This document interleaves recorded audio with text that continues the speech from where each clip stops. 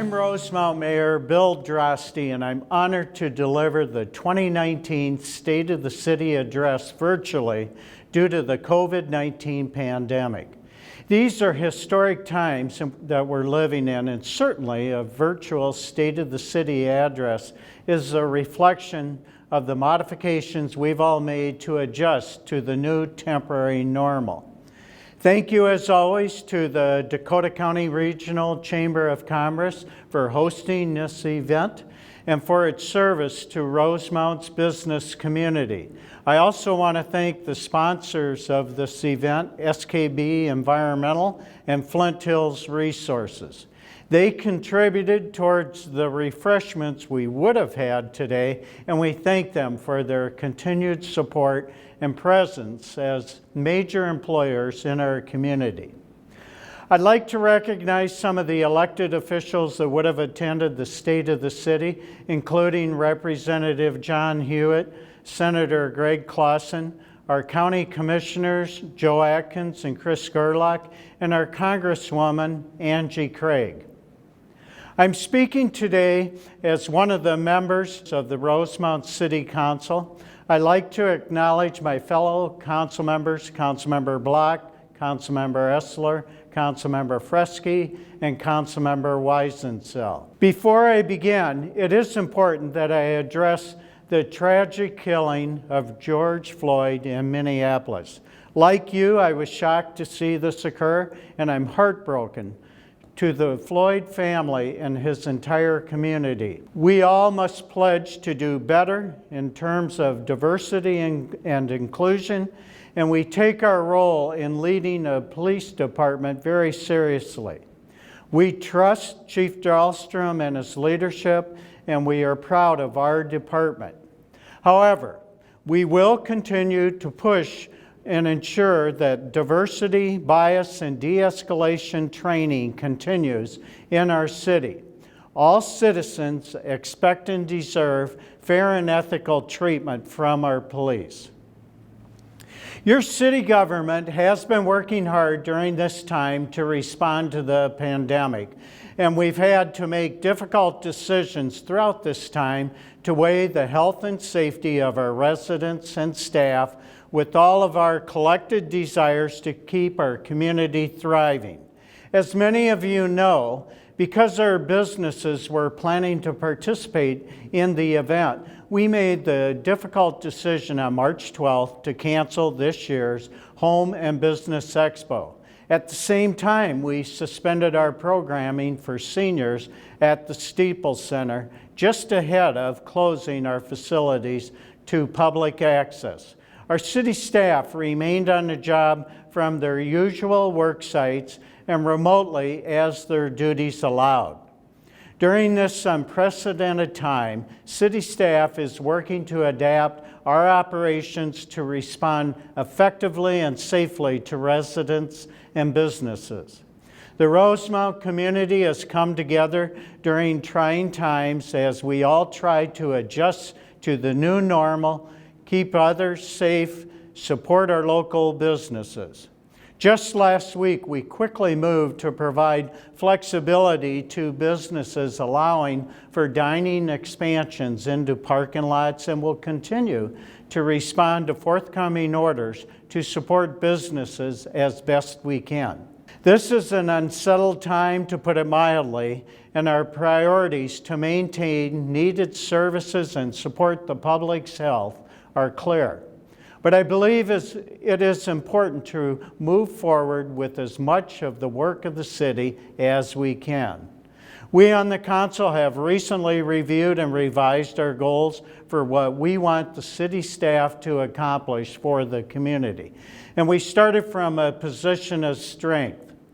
2019 was a year of strong growth for our community. It was a year in which we reached a milestone. Our planning staff confirmed that late in the year, Rosemount's population passed the 25,000 marker. Looking back, it took 80 years for the village and township to reach their first 1,000, another 40 years to hit 5,000, and then 10 and 20,000 levels arrived more quickly. That growth offers new markets that will help businesses thrive and help the city afford new services. To meet that growth, the home construction industry has been responding. The city issued 196 housing permits in 2019 for single-family, attached townhome, and multifamily projects. These residential projects had a total valuation of $65,796,000 in value. The city approved 274 total housing units, representing a 7% increase from 2018. The county calculates the total taxable market value in Rosemount at $3.2 billion, a 7% annual increase. So what does $3 billion buy you? Let me start with a 2-minute video tour that shows some of the accomplishments of our private sector, our civic groups, and all of us working through government.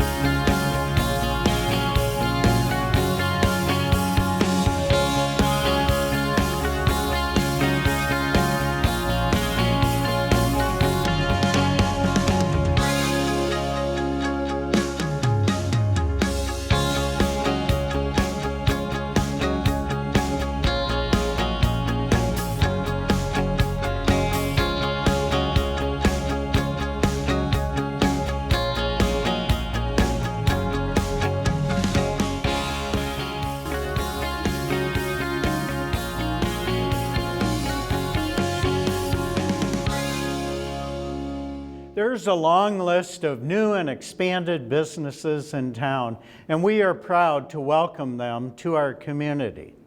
This year, the city completed several significant road and public works projects.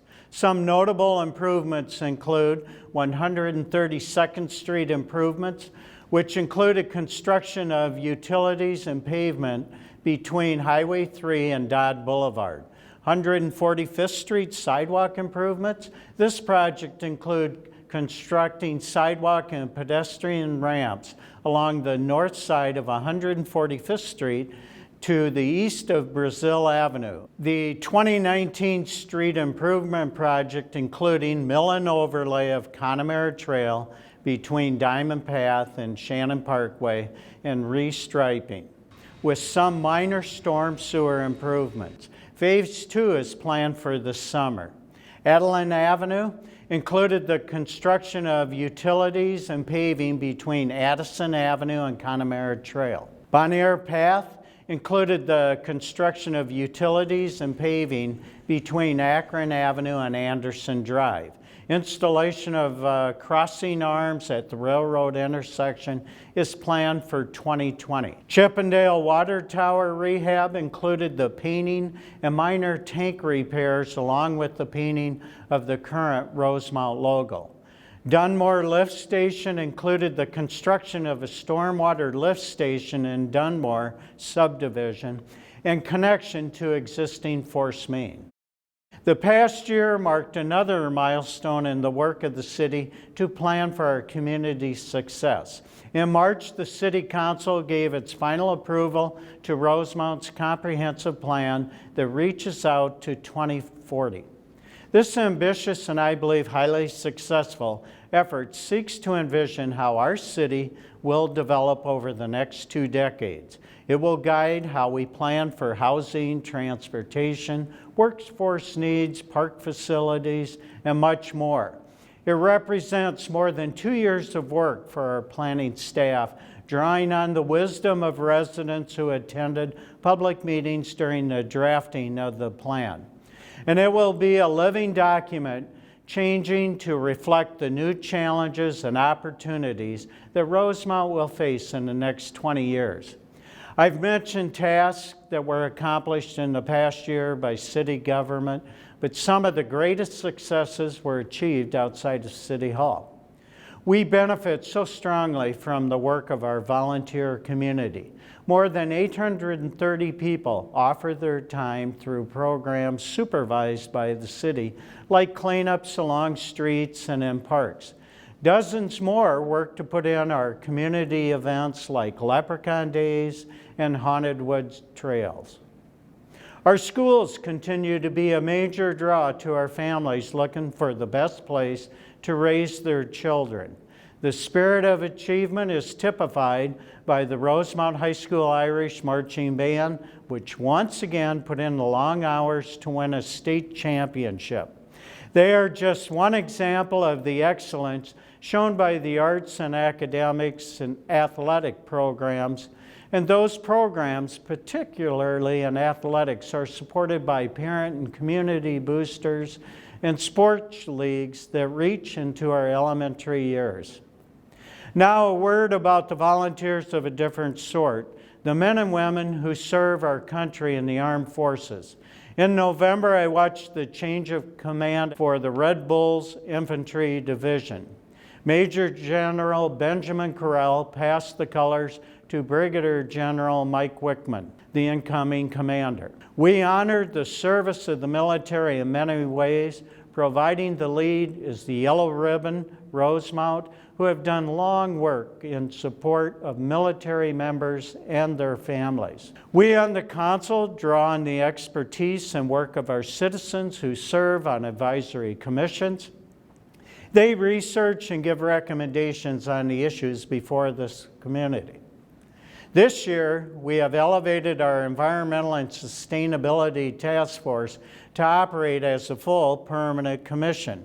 Among this group's accomplishments was the supervision of the Partners in Energy program that worked to share real-world steps that residents and businesses can take to save on their energy bills. Of course, the largest business in Rosemount is dedicated to energy production.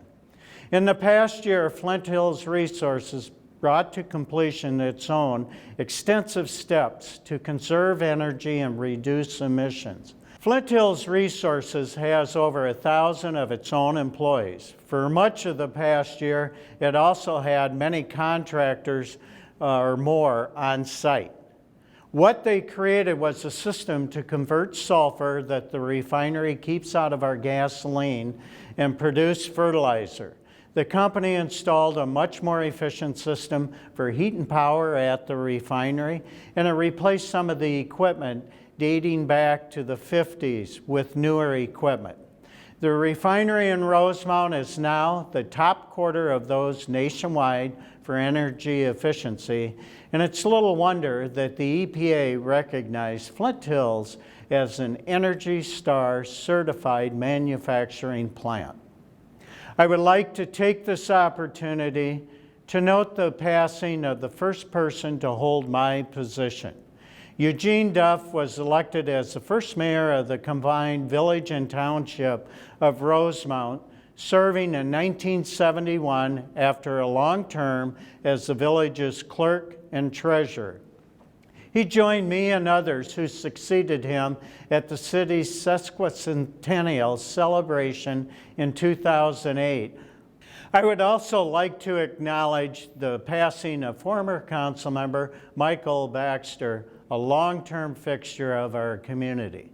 Councilmember Baxter served on the Rosemount City Council and was instrumental in helping shepherd through the Waterford Downtown Redevelopment Project.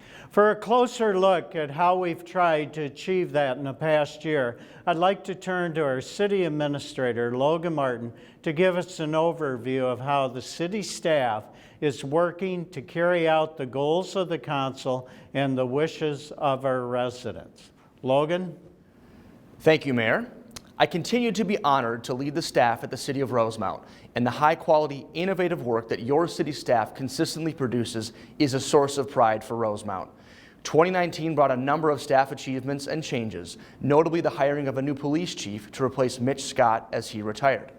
After a thorough process, Commander Michael Dahlstrom was selected to lead our largest department. Chief Dahlstrom is currently leading the city through our current challenges as our emergency management director, which is a huge task, and he has stepped up well.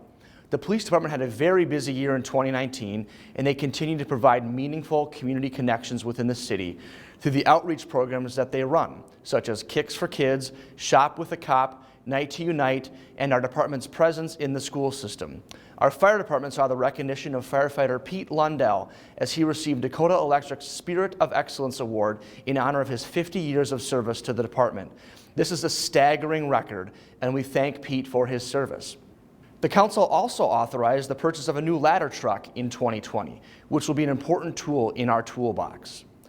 Our community surveys consistently tell us that the Rosemount residents have a great deal of satisfaction with the service they get from our public safety personnel. And the reasons are clear, even beyond our city limits. In a ranking of Minnesota's safest cities by the website alarms.org, Rosemount came in 6th. The numbers were based on the FBI's uniform crime reports. In a fast-growing community, public works and engineering is a crucial component of our services. The mayor previously discussed the long list of road projects completed in 2019 and 2020, and those are all important pieces of our roadway puzzle as we grow. Beyond that, our crews continue to provide high-quality snow removal, grass and field management, and facility maintenance. The provision of safe drinking water and efficient handling of sewer is highly important as well, and is one of those city services that is only noticed when it doesn't go well. Fortunately for us, these utilities continue to flow effectively, and we thank our crews for that.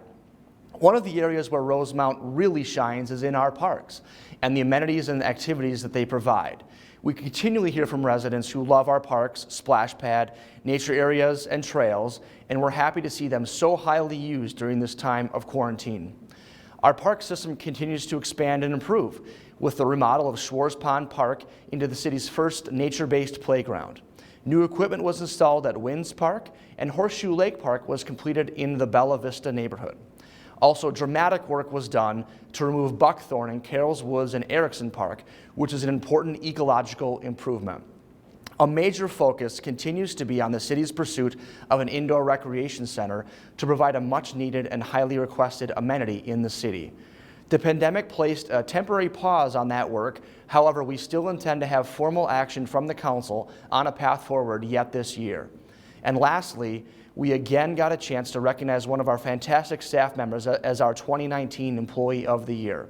In 2019, accountant Tracy Keach was selected as our Employee of the Year as an acknowledgement of her great work to digitize many of the processes, which is an area that she's been an absolute change agent within. Ms. Keach has also been spearheading the city's expense tracking for our COVID response, which is needed for any federal reimbursement. Tracy joined our team just a few years ago, and she has been a fantastic member of our finance department. Mayor, I'll turn it back to you. Thank you, Logan. Let me conclude by turning to the year ahead, and I'll return to how I began these remarks, the population of our community. We think our population of 25,000 is accurate, but we need to prove it during the census that's underway. It's vital to Rosemount's future. The rule of thumb is that every person missed will cost us $2,700 a year in federal funding and more at the state level. We also would have our voice diminished in the legislature and the U.S. House. And the planning we do to maintain services and expand housing and transportation options for Rosemount would be inaccurate. If you haven't responded to the census yet, please do so promptly. There's another way you need to be counted by exercising your right to vote. The primary and general elections will consume a lot of our time at City Hall in the months ahead, as did the new Minnesota presidential primary this winter. Requirements to assure a fair and accurate count have become more complex in the last few years. Our city clerk is heading up the effort that included hiring 74 election judges in March. They go through training during the summer and put in long hours on election day. The clerk and others on staff have training at the county level to make sure they can administer the vote correctly. We also draw on more employees to handle what I suspect will be a tidal wave of mail-in ballots. The effort requires a lot of work, but is one of the essential duties to protect our democracy. You're likely to see major changes in the heart of our downtown this summer as the construction begins for the Morrison, a private development that will bring 124 apartments to the property where the old Rosemount Mall is today. Units should begin to open in a year and a half. The plan approved by the cities requires a minimum of 4,000 square feet of commercial space within 5 years. This is another step forward to fulfill the vision of the 2004 Development Framework for downtown, adding commercial and residential uses on this land to drive more activity and customers to our central business district. I want to acknowledge the Rosemount Area Arts Council as they had a full slate of activities for this spring and summer that have been canceled, including an expansion of the Art Blast. This group continues to do wonderful work for the city and our residents, and we will be missing many of the events that they had already spent many hours planning. We are, of course, saddened at the cancellation of Leprechaun Days this year, but we know that it was the right decision for the health and safety of our friends and family. We do still hope to hold the 3rd annual Food Truck Fest this September, and we're in talks with the Leprechaun Days Committee about how we can add additional features to make that event even better. And it will be a year of transition at the National Guard facility attached to our community center, as the Red Bulls headquarters is moving to Arden Hills for a new facility that better meets their growing space needs. They have been a valued part of our community for 26 years, and we thank them for that. We look forward to welcoming a new battalion from Bloomington to this facility, and we will continue our great partnership with the National Guard. It's a time of transition for all of us. The people of Rosemount face major challenges in the year ahead as we recover from the impact of our recent world events. But when I see hundreds of painted rocks along our trails, neighbors helping neighbors, inspirational driveway art, birthday parades, businesses handing out free meals to kids in need, graduation parades, and more, I am deeply optimistic. It is these acts of kindness that will lead and guide us through these difficult times. Those of us who work in city government are ready to help as best we can to assure the continued success of our hometown. Thank you for sticking with us, supporting your neighbors through thick and thin. Rosemount continues to show the spirit of pride and progress through its strong neighborhoods and businesses, and I'm proud to serve as your mayor.